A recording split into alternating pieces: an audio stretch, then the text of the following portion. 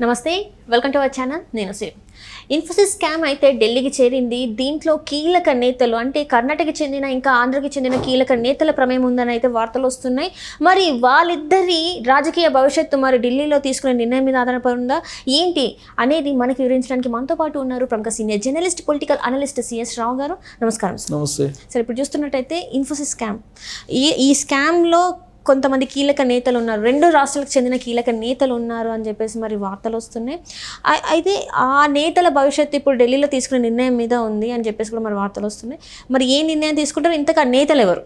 ఇప్పుడు ఇన్ఫోసిస్ స్కామ్ ఏంటి జరిగింది, మీడియాలో వచ్చిన దాని ప్రకారం కర్ణాటక ప్రభుత్వం నోటీసులు ఇచ్చింది ఇన్ఫోసిస్ కంపెనీకి. 82,000 కోట్ల రూపాయల GST ఎగ్గొట్టింది, గోల్మాల్ జరిగింది అనేది వాళ్ళు ఇచ్చినటువంటి నోటీసు. కర్ణాటక ప్రభుత్వం ఇచ్చిన తర్వాత అది 48 గంటలు తిరగక ముందే ఆ నోటీసులు మళ్ళీ వెనక్కి తీసుకుంది.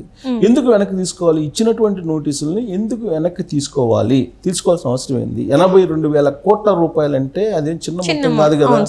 లెక్కలన్నీ చూసిన తర్వాతనే ఇచ్చి ఉంటుంది కదా. అదేదో ఒక 100 కోట్లు లేదా 200 కోట్లు 300 కోట్లు కాదు కదా. 82,000 కోట్ల రూపాయల GSTలో తేడా వచ్చిందని చెప్పి నోటీసులు ఇచ్చినటువంటి కర్ణాటక ప్రభుత్వం ఆ నోటీసుల్ని ఎందుకు వెనక్కి తీసుకుంది?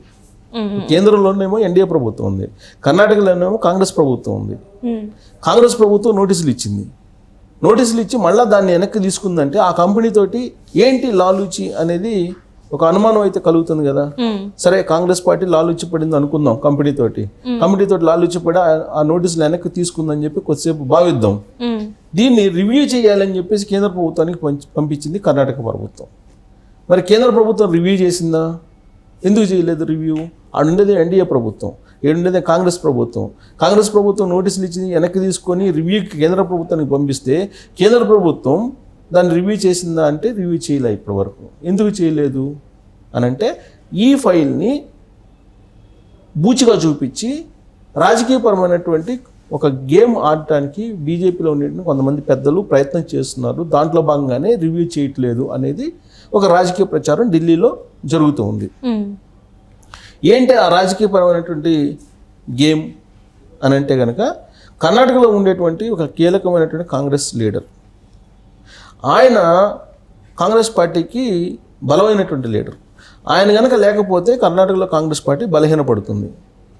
అందుకే ఇప్పుడు ఆ లీడర్ని బీజేపీ తీసుకునేందుకు ప్రయత్నాలు చేస్తూ ఉంది. అసెంబ్లీ ఎన్నికల సందర్భంగా కూడా కర్ణాటకలో రకరకాల ప్రయత్నాలు ఆ లీడర్ మీద ED కేసులు, CBI కేసులు, ITకి సంబంధించినటువంటి దాడులు ఇవన్నీ కూడా చేయించింది కేంద్ర ప్రభుత్వం అనేది ఆ రోజు కాంగ్రెస్ పార్టీ ఆరోపించింది. అన్ని చేసినప్పటికీ కూడా ఆ లీడర్ మాత్రం బీజేపీ వైపు వెళ్ళలేదు. ఆయన కాంగ్రెస్ పార్టీలోనే ఉండి కాంగ్రెస్ పార్టీలో 7వ 8వ గెలిచాడు. ఆయన కీలకమైనటువంటి పొజిషన్లో ఉన్నాడు. ఆయన ఆంధ్రప్రదేశ్లో, తెలంగాణలో కాంగ్రెస్ పార్టీలో సంక్షోభం వచ్చినప్పుడు ఆయనే ప్రత్యక్షం అవుతూ ఉంటారు.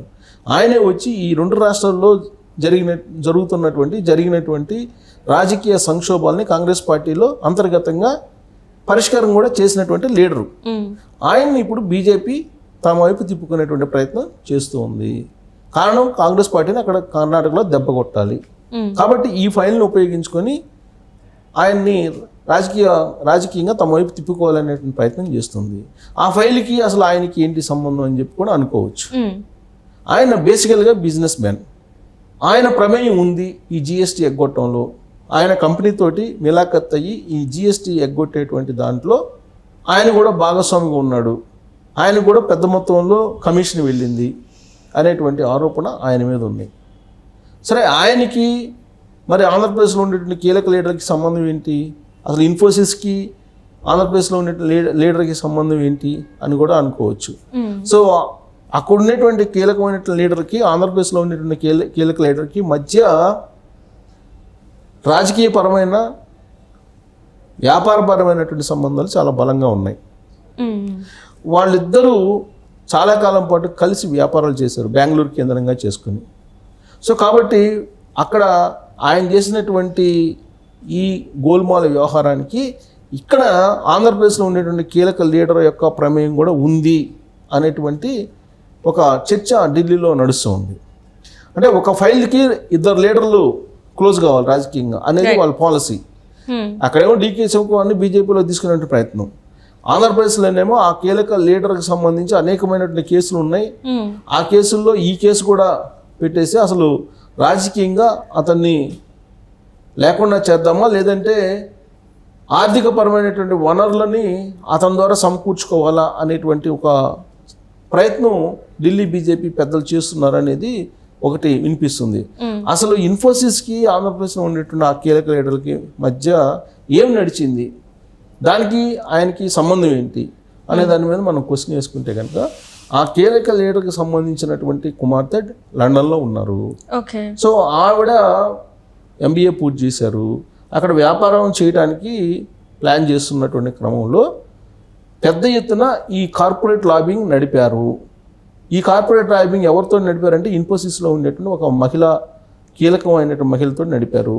ఆ కార్పొరేట్ లాబింగ్ కారణంగానే ఈ GST తేడా వచ్చింది. 82,000 కోట్ల రూపాయలు GSTని చెల్లించకుండా అటు కేంద్ర ప్రభుత్వానికి, రాష్ట్ర ప్రభుత్వానికి గోల్మాల్ చేయగలిగారు. కాబట్టి ఆంధ్రప్రదేశ్ సంబంధించినటువంటి ఆ కీలక లీడర్కి సంబంధించినటువంటి కుమార్తె ఈ కార్పొరేట్ లాబింగ్లో కీలకంగా వ్యవహరించారు అనేది ఇప్పుడు అమెరికాకు సంబంధించినటువంటి కొంతమంది NRIల్లో జరుగుతున్నటువంటి ఒక పెద్ద చర్చ. దానికి సంబంధించి ఆధారాలు సేకరించేటువంటి పనిలో కూడా కొంతమంది NRIలు ఉన్నారు. అది వాళ్ళు త్వరలో బయట పెట్టేటువంటి అవకాశం కూడా ఉంది అని చెప్పి NRI సర్కిల్స్లో బాగా విస్తృతంగా జరుగుతున్నటువంటి ప్రచారం. సో ఇప్పుడు ఈ ఫైల్ కేంద్ర ప్రభుత్వం దగ్గర ఉంది. సో కేంద్ర ప్రభుత్వం తేల్చాలి ఈ 82,000 కోట్ల వ్యవహారం ఏంటి అనేది. ఇప్పటి వరకు దాని గురించి మాట్లాడలేదు. దాని గురించి నేషనల్ మీడియా మాట్లాడలేదు, లోకల్ మీడియా మాట్లాడలేదు. ఎందుకు మాట్లాడలేదు అంటే కంపెనీ తోటి టైఅప్ అయ్యారా, లాబింగ్ చేసుకున్నారా, అందుకే 82,000 కోట్ల రూపాయలకు సంబంధించిన వ్యవహారాన్ని దాచిపెడుతున్నారా? అదే చిన్న మొత్తం కాదు. పైగా ఇండియన్ కార్పొరేట్ కంపెనీ ఇన్ఫోసిస్, దానికంటూ ఒక పెద్ద డిగ్నిటీ ఉంది, దానికంటూ ఒక పెద్ద గుర్తింపు ఉంది, దానికంటూ ఒక నిజాయితీ ఉంది, దానికంటూ ఒక పెద్ద ట్రేడ్ మార్క్ ఉంది, దానికంటూ ఒక పెద్ద గుడ్ విల్ ఉంది. ఇంత పేరున్నటువంటి కంపెనీకి సంబంధించినటువంటి వ్యవహారం బయటకు వచ్చినప్పుడు దాన్ని నివృత్తి చేయకపోతే షేర్ హోల్డర్స్ దాని మీద అనుమానం పడతారు కదా. ఖచ్చితంగా ఆ కంపెనీకి సంబంధించిన షేర్ హోల్డర్స్ కొన్ని లక్షల మంది ఉంటారు కదా ప్రపంచవ్యాప్తంగా కూడా ఇన్ఫోసిస్ సంబంధించినటువంటి బ్రాంచులు ఉన్నాయి కదా. అసలు ఏం జరిగింది అనేది క్లారిటీ ఇవ్వకపోతే రేపు ఆ కంపెనీ పరిస్థితి ఏంటి, ఆ కంపెనీ షేర్ హోల్డర్స్ పరిస్థితి ఏంటి, ఆ కంపెనీలో షేర్ హోల్డర్స్ ఉండాలా లేకపోతే అమ్ముకొని వెళ్ళిపోవాలా అనేది సందిగ్ధంలో ఉంటారు కదా. దానికి క్లారిటీ ఇవ్వాల్సినటువంటి బాధ్యత కేంద్ర ప్రభుత్వం మీద ఉంది కదా. అసలు రాష్ట్ర ప్రభుత్వం ఎందుకు ఉపసంహరించుకుంది, నోటీసులు ఇవ్వడం దేనికి, ఎందుకు ఉపసంహరించుకుంది అనేది రీజన్ చెప్పాలి కదా. అవన్నీ లేకుండా దాన్ని దాచిపెట్టేటువంటి ప్రయత్నం చేస్తున్నారు. దాని ఫలితంగా ఇన్ఫోసిస్ సంబంధించినటువంటి షేర్లు ధర పడిపోతుంది. ఈ పరిణామం మంచిది కాదు. ఇప్పుడు ఎవరైతే దీని వెనక ఉన్నారో వాళ్ళని శిక్షించడమో లేదంటే అసలు వచ్చిన న్యూస్ ఫేక్ అనేది చెప్పి తేల్చడం, ఏదో తేల్చాలి కదా. ఏం తేల్చుకున్నా దాన్ని అబెన్స్లో పెడితే దాని మీద ఉన్నటువంటి అనుమానాల కారణంగా కొన్ని కోట్ల రూపాయల నష్టం వచ్చేటువంటి అవకాశం ఉంది. గతంలో సత్యం కంప్యూటర్స్ని ఏ విధంగా అయితే భ్రష్టు పట్టించారో కొంతమంది రాజకీయ పార్టీకి సంబంధించిన లీడర్లు, అదే తరహాలో ఇప్పుడు ఇన్ఫోసిస్ కూడా భ్రష్టు పట్టడానికి సిద్ధమయ్యారు. దాంట్లో భాగంగానే ఇవన్నీ వచ్చాయి అనేది కూడా ఇప్పుడు ప్రచారం జరుగుతుంది. ఇప్పుడు ఢిల్లీలో వాళ్ళు తీసుకునే నిర్ణయం కారణంగా అటు కర్ణాటకలో ఉండేటువంటి కీలక కాంగ్రెస్ పార్టీ లీడర్కి సంబంధించిన భవిష్యత్తు కానీ, ఆంధ్రప్రదేశ్లో ఉండేటువంటి కీలక లీడర్ యొక్క భవిష్యత్తు కానీ రాబోయేటువంటి రోజుల్లో ఆధారపడి ఉంది. సో వాళ్ళిద్దరిని జైలుకు పంపించవా, లేదంటే రాజకీయంగా తమ వైపు తిప్పుకోవటమా, లేదంటే దీన్ని ఉపయోగించుకొని ఆర్థికంగా వనరులు సమకూర్చుకోవచ్చువా, ఈ 3 అంశాల్లో ఏదో ఒకటి జరిగేటువంటి అవకాశం ఉంది. ఏది జరుగుతుంది, ఏది జరగబోతుంది అనేది మనం భవిష్యత్తులో చూడబోతున్నాం. Right, thank you so much.